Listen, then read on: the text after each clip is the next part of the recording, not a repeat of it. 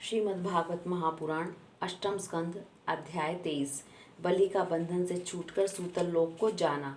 श्री सुखदेव जी कहते हैं, जब सनातन पुरुष भगवान ने इस प्रकार कहा तो साधु के आदरणीय महानुभाव दैत्यराज के नेत्रों में आंसू छलक आए। प्रेम के उद्रेक से उनका गला भर आया। वे हाथ जोड़कर गदगद वाणी से भगवान से कहने लगे, प्रभु, मैंने तो आपको पूरा प्रणाम भी नहीं किया, केवल प्रणाम करने मात्र की चेष्टा की। इसी से मुझे वह फल मिला जो आपके चरणों के शरणागत भक्तों को प्राप्त होता है। बड़े बड़े लोकपाल और देवताओं पर आपने जो कृपा कभी नहीं की, वह मुझे जैसे नीच असुर को सहज ही प्राप्त हो गई। श्री सुखदेव जी कहते हैं, परीक्षित, यूं कहते ही बलि वरुण के पाशों से मुक्त हो गए। तब उन्होंने भगवान ब्रह्मा जी और शंकर जी को प्रणाम किया। इसके बाद बड़ी प्रसन्नता से असुरों के साथ सूतल लोक की यात्रा की। इस प्रकार भगवान ने बलि से स्वर्ग का राज्य लेकर इंद्र को दे दिया। अतिथि की कामना पूर्ण की और स्वयं उपेंद्र बनकर वे सारे जगत का शासन करने लगे। जब प्रहलाद ने देखा कि मेरे वंशधर पौत्र राजा बलि बंधन से छूट गए और उन्होंने भगवान का कृपा प्रसाद प्राप्त हो गया, तो वे भक्ति भाव से भर गए। उस समय उन्होंने भगवान की इस प्रकार स्तुति की। प्रहलाद जी ने कहा, प्रभु, यह कृपा प्रसाद तो कभी ब्रह्मा जी, लक्ष्मी जी और शंकर जी को भी नहीं प्राप्त हुआ, तब दूसरों की बात ही क्या है। अहो विश्ववंद ब्रह्मा आदि भी जिनके चरणों की वंदना करते रहते हैं, वही आप हम असुरों के दुर्गपाल किलेदार हो गए। शरणागत वत्सल प्रभु, ब्रह्मा आदि लोकपाल आपके चरण कमलों का मकरंद रस सेवन करने के कारण सृष्टि रचना की शक्ति आदि अनेक विभूतियां प्राप्त करते हैं। हम लोग तो जन्म से ही खल और कुमार्गगामी हैं। हम पर आपकी ऐसी अनुग्रहपूर्ण दृष्टि कैसे हो गई जो आप हमारे द्वारपाल ही बन गए। आपने अपनी योग माया से खेल खेल में त्रिभुवन की रचना कर दी। आप सर्वज्ञ सर्वात्मा समदर्शी हैं, फिर भी आपकी लीलाएं बड़ी विलक्षण जान पड़ती हैं। आपका स्वभाव कल्प वृक्ष के समान है, क्योंकि आप अपने भक्तों से अत्यंत प्रेम करते हैं। इसी से कभी कभी उपासकों के प्रति पक्षपात और विमुखों के प्रति निर्दयता भी आपने देखी जाती है।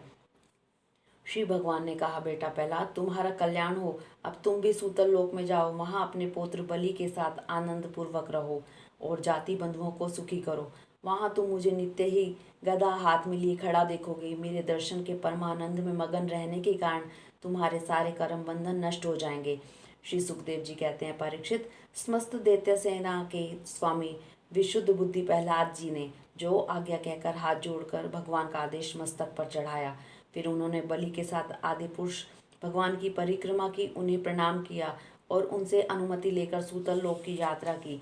परीक्षित, उस समय भगवान श्री हरि ने ब्रह्मवादी ऋत्विजों की सभा में अपने पास ही बैठे शुक्राचार्य जी से कहा, ब्राह्मण, आपका शिष्य यज्ञ कर रहा है, उसमें जो त्रुटि रह गई है उसे आप पूर्ण कर दीजिए, क्योंकि कर्म करने में जो कुछ भूल चूक हो जाती है वह ब्राह्मणों की कृपा दृष्टि से सुधर जाती है। शुक्राचार्य जी ने कहा, भगवान, जिसने अपना समस्त कर्म समर्पित करके सब प्रकार से यज्ञेश्वर यज्ञ पुरुष आपकी पूजा की है, उसके कर्म में कोई त्रुटि, कोई विषमता कैसे रह सकती है? क्योंकि मंत्रों की, अनुष्ठान पद्धति की, देश काल पात्र और वस्तु की सारी भूलें आपके नाम संकीर्तन मात्र से सुधर जाती हैं। आपका नाम सारी त्रुटियों को पूर्ण कर देता है। तथापि अनंत, जब आप स्वयं कह रहे हैं तब मैं आपकी आज्ञा का अवश्य पालन करूंगा। मनुष्य के लिए सबसे बड़ा कल्याण का साधन यही है कि वह आपकी आज्ञा का पालन करे। श्री सुखदेव जी कहते हैं, भगवान शुक्राचार्य ने भगवान श्री हरि की यह आज्ञा स्वीकार करके दूसरे ब्रह्म ऋषियों के साथ बलि के यज्ञ में जो कमी रह गई थी उसे पूर्ण किया। परीक्षित, इस प्रकार वामन भगवान ने बलि से पृथ्वी की भिक्षा मांगकर अपने बड़े भाई इंद्र को स्वर्ग का राज्य दिया, जिसे उनके शत्रुओं ने छीन लिया था। इसके बाद प्रजापतियों के स्वामी ब्रह्मा जी ने देवऋषि पितर मनु, दक्ष, भृगु, अंगिरा, सनत कुमार और शंकर जी के साथ कश्यप जी एवं आदित्य की प्रसन्नता के लिए तथा संपूर्ण प्राणियों के अभ्युदय के लिए समस्त लोक और लोकपालों के स्वामी के पद पर वामन भगवान का अभिषेक कर दिया।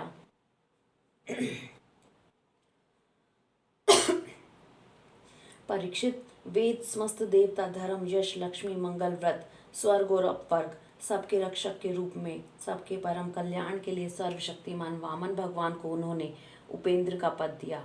उस समय सभी प्राणियों को अत्यंत आनंद हुआ। इसके बाद ब्रह्मा जी की अनुमति से लोकपालों के साथ देवराज इंद्र ने वामन भगवान को सबसे आगे विमान पर बैठाया और अपने साथ स्वर्ग लिवा ले गए। इंद्र को एक तो त्रिभुवन का राज्य मिल गया और दूसरे वामन भगवान के कर कमलों की छत्र छाया। सर्वश्रेष्ठ ऐश्वर्य लक्ष्मी उनकी सेवा करने लगी। वे निर्भय होकर आनंद उत्सव मनाने लगे। ब्रह्मा, शंकर, सनत कुमार, भृगु आदि मुनि, पितर, सारे भूत, सिद्ध और विमान आरोही देवगण भगवान के इस परम अद्भुत एवं अत्यंत कर्म का गान करते हुए अपने अपने लोक को चले गए। और सब ने अदिति की भी बड़ी प्रशंसा की। परीक्षित, तुम्हें मैंने भगवान की यह सब लीला सुनाई, इससे सुनने वालों के सारे पाप छूट जाते हैं। भगवान की लीलाएं अनंत हैं, उनकी महिमा अपार है। जो मनुष्य उसका पार पाना चाहता है वह मानो पृथ्वी के परमाणु को गिन डालना चाहता है। भगवान के संबंध में मंत्र दृष्टा महर्षि वशिष्ठ ने वेदों में कहा है कि ऐसा पुरुष न कभी हुआ, न है और न होगा जो भगवान की महिमा का पार पा सके। देवताओं के आराध्य देव, अद्भुत लीलाधारी वामन भगवान के अवतार चरित्र का जो श्रवण करता है उसे परम गति की प्राप्ति होती है। देव यज्ञ, पितृयज्ञ और मनुष्य यज्ञ, किसी भी कर्म का अनुष्ठान करते समय जहाँ जहाँ भगवान की इस लीला का कीर्तन होता है वह कर्म सफलता पूर्वक संपन्न हो जाता है। यह बड़े बड़े महात्माओं का अनुभव है। हरिओम तत्सत।